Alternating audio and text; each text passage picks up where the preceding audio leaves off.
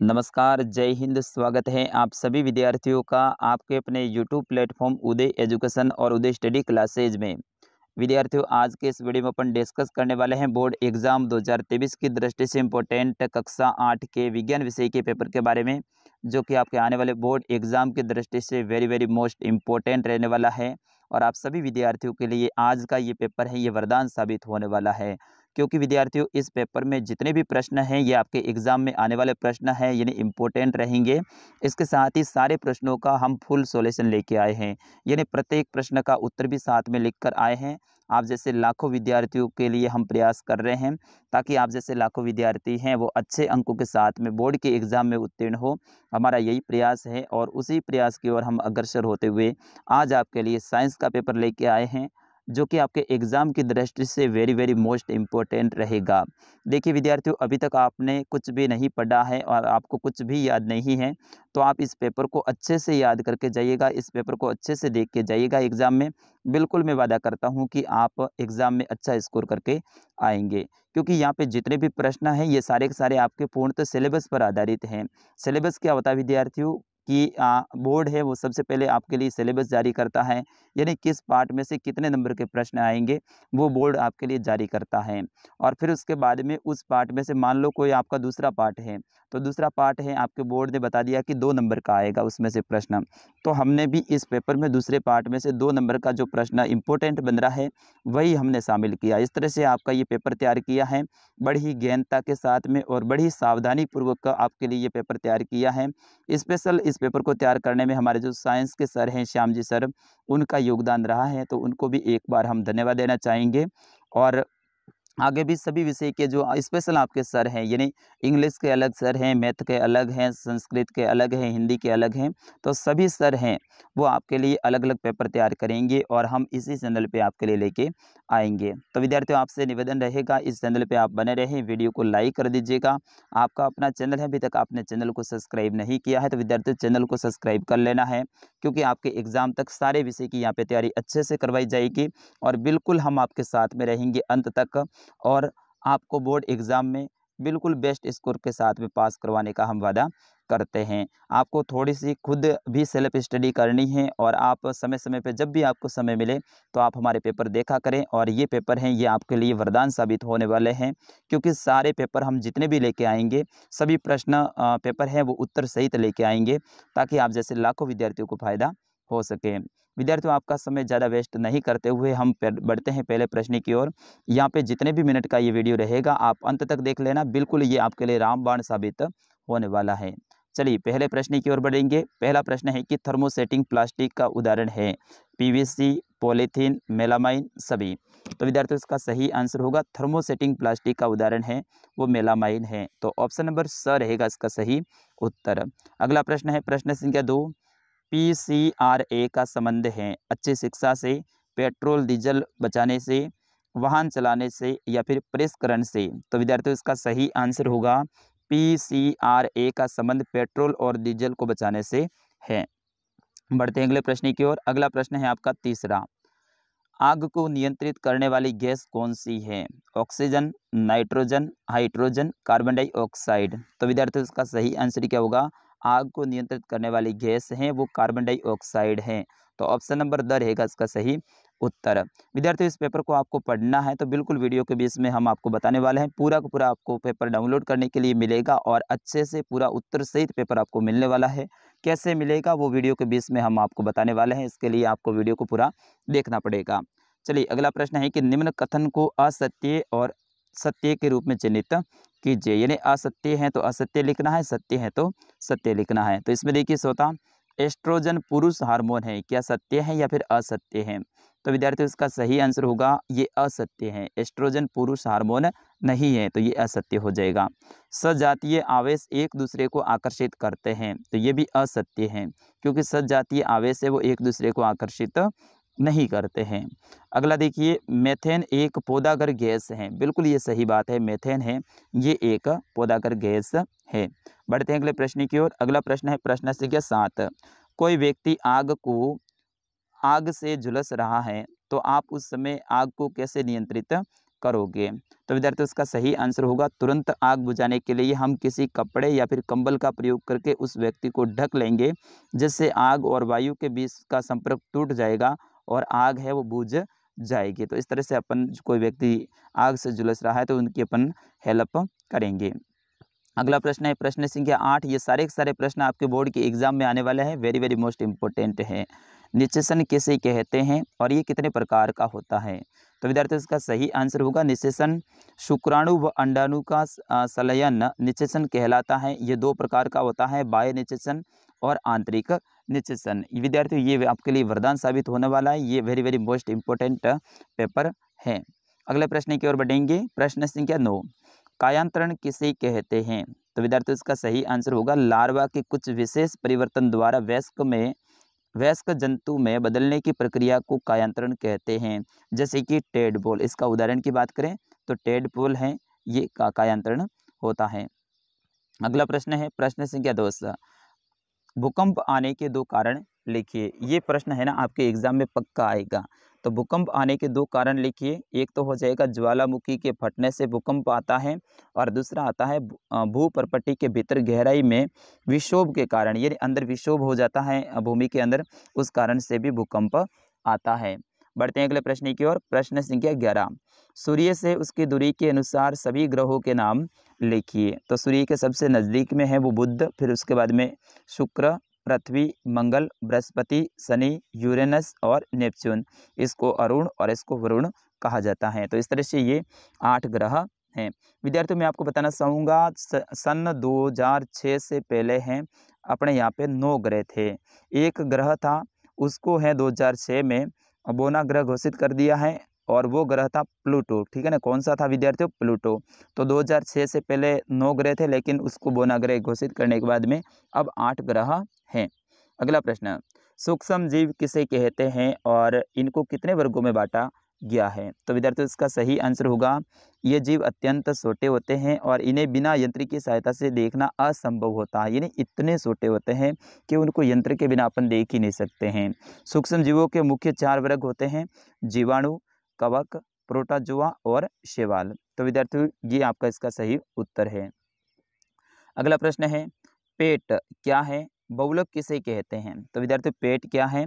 तो पेट पॉलीएथिलीन है, जो कि पेट एक बहुत ही सुपरिचित प्रकार का पॉलिएस्टर है और इसका उपयोग है वो बोतल, बर्तन, फिल्म, तार आदि के उपयोग में होता है।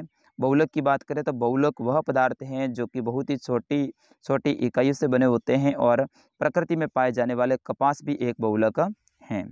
अगले प्रश्न की ओर बढ़ेंगे। प्रश्न संख्या 14। समूह फर्स्ट को समूह सेकंड से मिलान करना है। तो 1 को 2 से मिलान करना है, तो यहाँ पे इनको मिलान करना है। थोड़ा सा अपन इस तरह से यहाँ पे देखेंगे।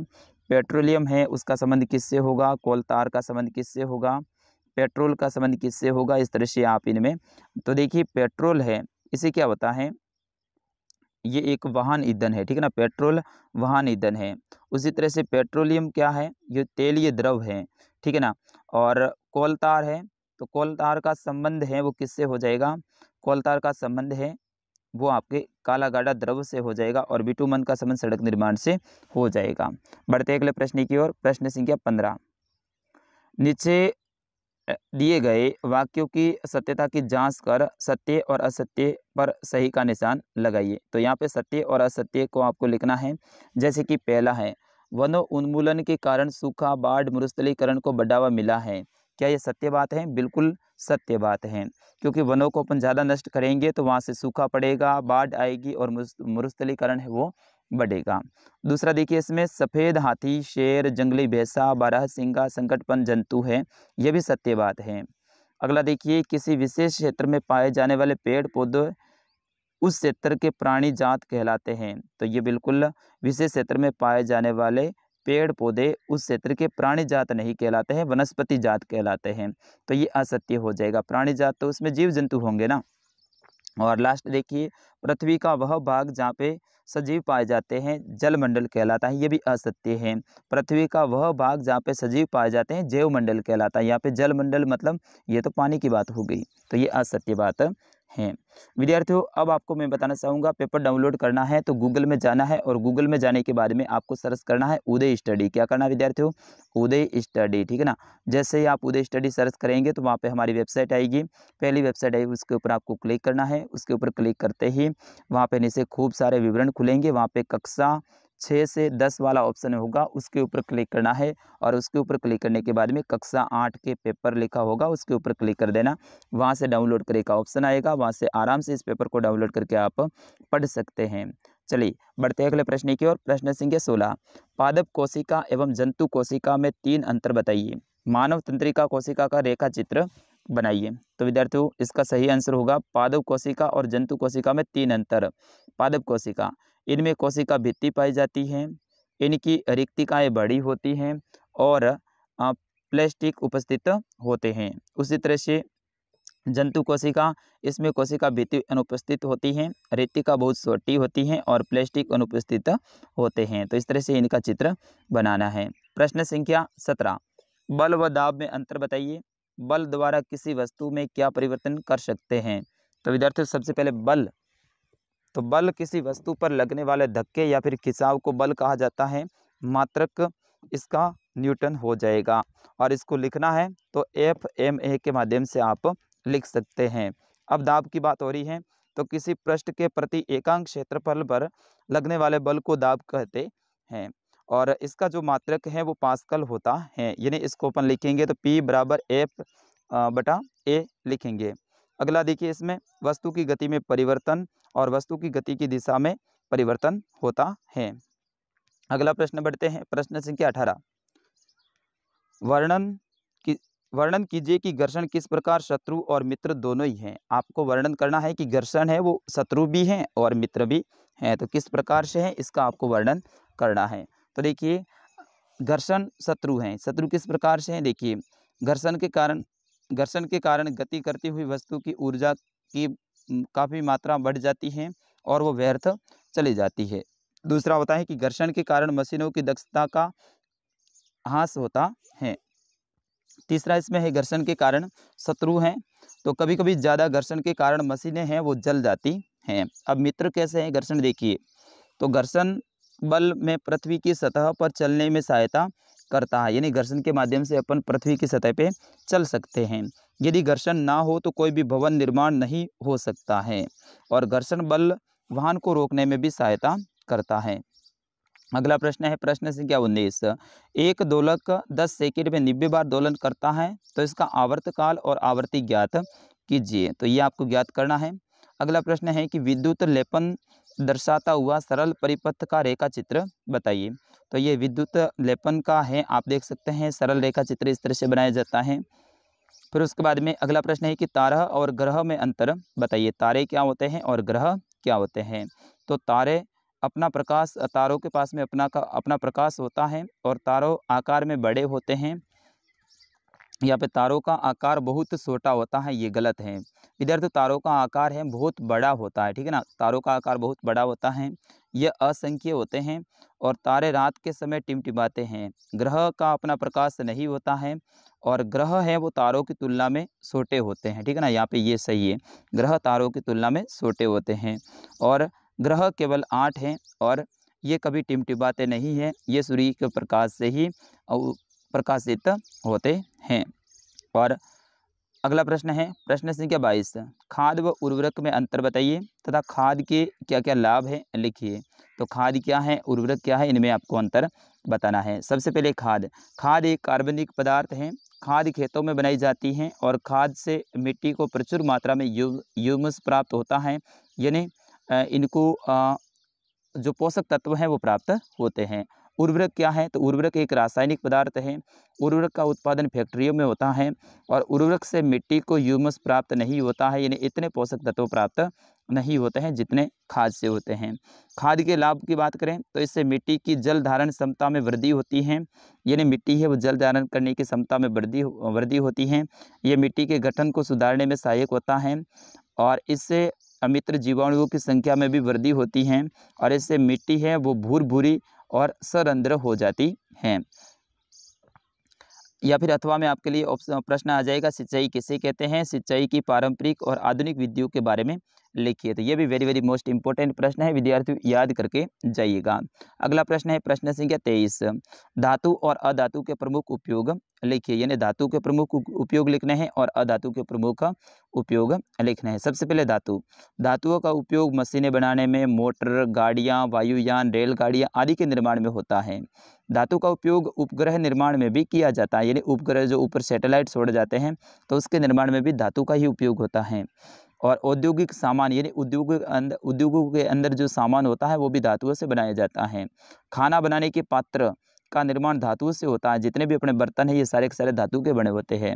अधातु, हम श्वसन के लिए जो प्राणवायु लेते हैं उसका निर्माण ऑक्सीजन से होता है, जो कि अधातु है।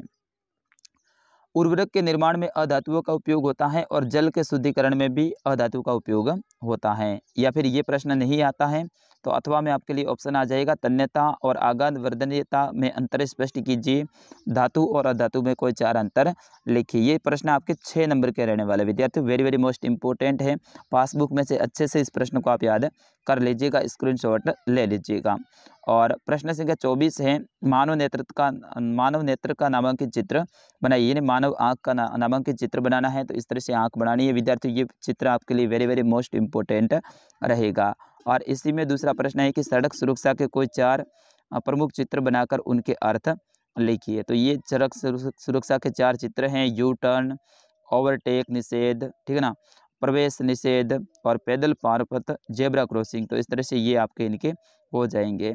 इसी में अथवा में अगर आपको करना है तो 2 और प्रश्न मिलेंगे, ये भी इंपॉर्टेंट रहेगा। परावर्तन किसे कहते हैं, नियमित और विस्तृत परावर्तन में अंतर बताइए और इसके क्या नियम है लिखिए। सड़क दुर्घटना के प्रमुख कारण क्या क्या हैं वो आपको लिखने हैं। तो विद्यार्थियों ये था विज्ञान का पूरा पेपर जो कि मैंने आपको हल करवा दिया है। अब इस पेपर को डाउनलोड करना है तो आप गूगल में जाइए और गूगल में जाने के बाद में आपके फ़ोन में गूगल होगा ना, उसके अंदर जाइए और फिर वहाँ जाने के बाद में आपको लिखना है उदय, UDAY, फिर उसके बाद में स्टडी, उदय स्टडी .com लिखो या नहीं लिखो तो भी चलेगा, उदय स्टडी इतना ही लिख देना। सबसे पहले हमारी वेबसाइट आएगी, उसके ऊपर क्लिक कीजिए, क्लास 6 to 10th वाला ऑप्शन आएगा, उसके ऊपर क्लिक कीजिए और वहाँ से डायरेक्ट आप चले जाइए कक्षा 8 के पेपर के ऊपर और वहाँ से डाउनलोड कीजिएगा। ये सारे के सारे पेपर आपको सभी विषय के पेपर वहाँ पे मिल जाएंगे। तो विद्यार्थियों मिलते हैं अगले वीडियो में, तब तक के लिए आपके अपने सर उदय सर को दीजिएगा आज्ञा। नमस्कार, जय हिंद।